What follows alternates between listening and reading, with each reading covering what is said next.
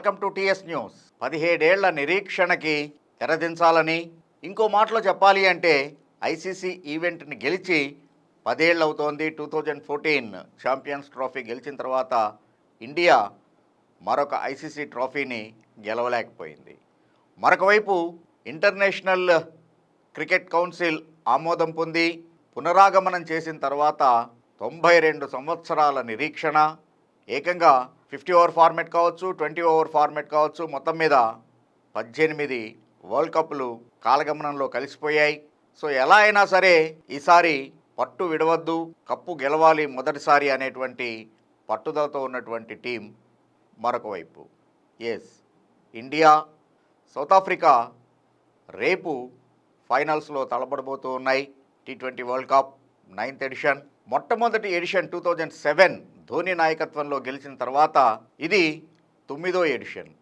అంటే మొత్తం మీద మధ్యలో 7 వరల్డ్ కప్పులు జరిగినా కూడా మనం కప్పుని గెలవలేకపోయాం.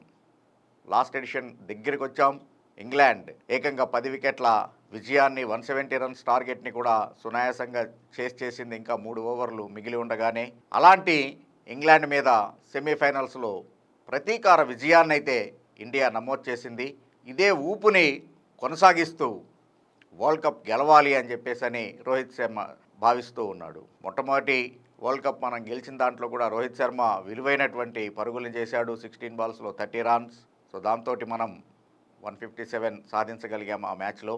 Gambhir of course 75 on top. So మొత్తం 9 ఎడిషన్లు ఆడుతూ వస్తున్నటువంటి రోహిత్ శర్మ మొదటిసారి ప్లేయర్గా కప్పు గెలిచాడు. ఈసారి కెప్టెన్గా కప్పు గెలవాలి అని చెప్పేసి ఎదురు చూస్తూ ఉన్నాడు.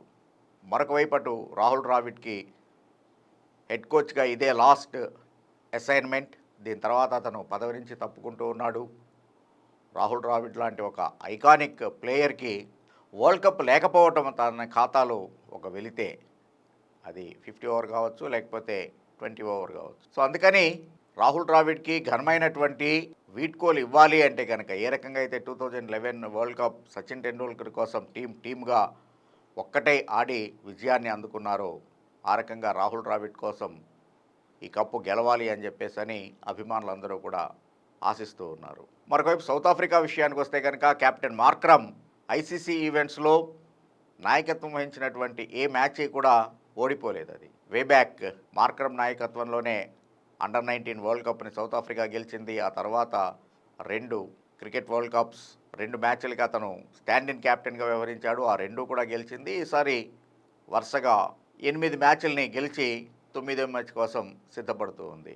అటు ఇండియా కూడా అంతే, అన్బీటెన్గా ఉన్నటువంటి టీం.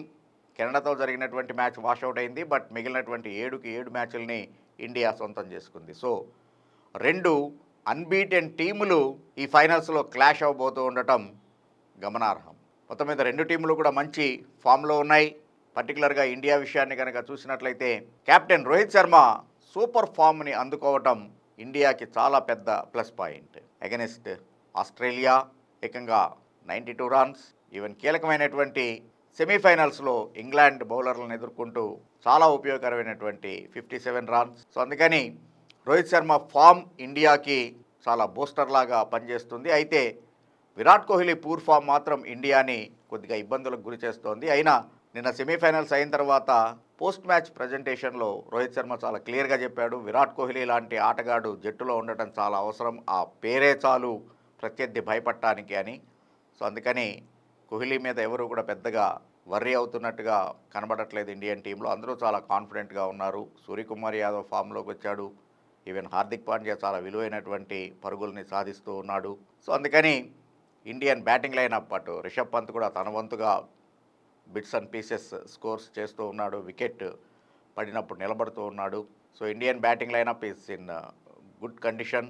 శివం దుబే ఆల్సో కొన్ని విమర్శలు వస్తూ ఉన్నా కూడా ఎందుకు అతన్ని కొనసాగిస్తున్నారు అనేటువంటి విమర్శలు వస్తున్నా కీలకమైనటువంటి భాగస్వామ్యాలని నెలకొల్పుతూ ఉన్నాడు. అటు సూర్యకుమార్తో కావచ్చు, లేకపోతే హార్దిక్ పాండ్యాతోటి కావచ్చు. అదికాక విన్నింగ్ కాంబినేషన్ని ఫైనల్స్ లాంటి మ్యాచ్లో మార్చేటువంటి సాహసం ఏ కెప్టెన్ కూడా చేయడు. కాబట్టి ద సేమ్ ప్లేయింగ్ 11 రేపు ఫైనల్స్లో కూడా ఆడే అవకాశం ఉంది.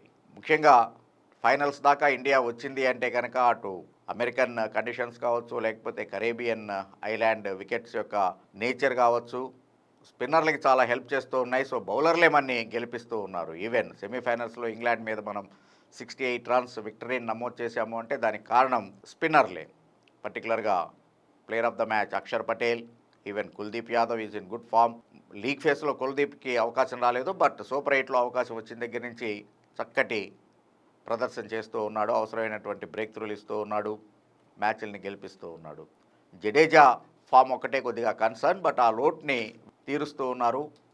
మరొక వైపు హర్షదీప్ సింగ్, అలాగనే బుమ్రా అయితే కనుక ఈవెన్ సెమీఫైనల్స్లో కూడా మనకి మొట్టమొదటి బ్రేక్ త్రూ ఇచ్చి విజయాన్ని అందించాడు.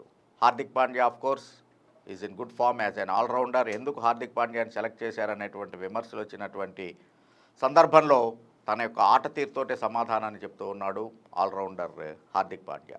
సో అందుకని ఇండియన్ టీం చాలా బలంగా కనబడుతూ ఉంది. మరొక వైపు సౌత్ ఆఫ్రికాకి చోకర్స్ అనేటువంటి ట్యాగ్ లైన్ ఉండేది, కానీ సెమీఫైనల్స్ గండాన్ని దాటి ఫైనల్స్లోకి వచ్చేటప్పటికి దాన్ని కొద్దిగా చెరిపేసుకున్నారని చెప్పేసి అనుకోవచ్చు. కానీ సెమీఫైనల్స్లో ఆఫ్ఘనిస్తాన్ లాంటి టీం దొరకడం వాళ్ళకి ఒక అదృష్టం. అయినా కానీ బౌలర్లు సమిష్టిగా రాణించి ఆఫ్ఘాన్ని 57కే కంటెంట్ చేయగలిగారు. వాళ్ళ నోకియా, మార్కో యాన్సేన్, సీనియర్ రబాడా మంచి ఫామ్లో ఉండటం. కాకపోతే వికెట్లు స్పిన్నర్లకి హెల్ప్ చేస్తున్నటువంటి తరుణంలో వాళ్ళ స్పిన్ డిపార్ట్మెంట్ మాత్రం ఆ వీక్ లింక్ కనబడుతూనే ఉంది. ఒక కేశవ్ మహారాజ్ని మినహాయిస్తే కనుక ఈవెన్ కెప్టెన్ మార్క్రమ్ స్వయంగా 4 ఓవర్ల కోటా పూర్తి చేయాల్సినటువంటి పరిస్థితి. వాళ్ళ స్పిన్ డిపార్ట్మెంట్ ఎంత వీక్గా ఉంది అనేటువంటిది తెలియజేస్తోంది. సో దాన్ని క్యాష్ చేసుకుంటూ ఇండియన్ బ్యాటర్లు కనుక భారీ స్కోర్ చేయగలిగేట్లయితే సౌత్ ఆఫ్రికాకి చెక్ చెప్పచ్చు. అందులోనూ సౌత్ ఆఫ్రికా పర్టికులర్గా డికాక్ మీద, ఆ తర్వాత మార్క్రమ్ మీద ఎక్కువగా ఆధారపడి ఉంది. Of course there is a class in middle ఓవర్స్లో మిడిల్ ఆర్డర్ని స్ట్రెంథెన్ చేయడానికి, కానీ అంత ఫామ్లో లేకపోవడం వాళ్ళకి కొంచెం వర్రీడ్ ఫ్యాక్టరే. కాకపోతే ఒక రకంగా చెప్పాలి అంటే కనుక Indian spin versus south Africa face attack లాగానే ఇది ఉండేటువంటి అవకాశం ఉంది.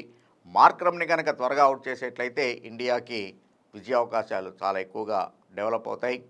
అలాగనే ఫామ్లో ఉన్నటువంటి రోహిత్ శర్మని త్వరగా అవుట్ చేయాలి అని చెప్పేసి సౌత్ ఆఫ్రికా కూడా ఆలోచిస్తూ ఉంటుంది. సో సఫారీలకి ఇది గోల్డెన్ ఛాన్స్ ఫైట్ చేయడానికి, కానీ ఒత్తిడిని ఏ రకంగా అధిగమిస్తారు అనేటువంటిదే చూడాల్సినటువంటిది. ఎందుకంటే ప్రతి సందర్భంలో చూస్తూ ఉంటాం సౌత్ ఆఫ్రికా త్వరగా ఒత్తిడిలోకి గురవుతూ ఉంటుంది. సో అలాంటి తరుణంలో ఈవెన్ వెస్టిండీస్తో జరిగిన మ్యాచ్ ఈజ్ రైట్ ఎగ్జాంపుల్. వాళ్ళకి కేశవ్ మహారాజ్ కనుక చివరిలో నిలబడి ఆ యూస్ఫుల్ 21 రన్స్ చేయకపోయేట్లయితే పరిస్థితి మరోలాగుండేది. సో అందుకని ఒత్తిడికి లోనబడేటువంటి సౌత్ ఆఫ్రికాని మొదట్లోనే కనుక ఒక 2-3 వికెట్లు తీయగలిగేట్లయితే ఓడించటం చాలా తేలికవుతుంది. ఓవరాల్గా రెండు టీంలు చాలా బలంగా కనబడుతున్నాయి, ఈక్వల్ స్ట్రెంగ్త్ తోటి ఉన్నాయి. కానీ అవసరానికి తగినట్టుగా గేర్ మార్చి ఆడగలిగినటువంటి ఇండియాకే విజయ అవకాశాలు ఎక్కువగా ఉన్నాయి. లెటస్ హోప్ రెండోసారి T20 వరల్డ్ కప్ని రోహిత్ సేన సగర్వంగా పైకెత్తుతాడు అని చెప్పేసి భావిద్దాం. Thank you. Thanks for watching TS news.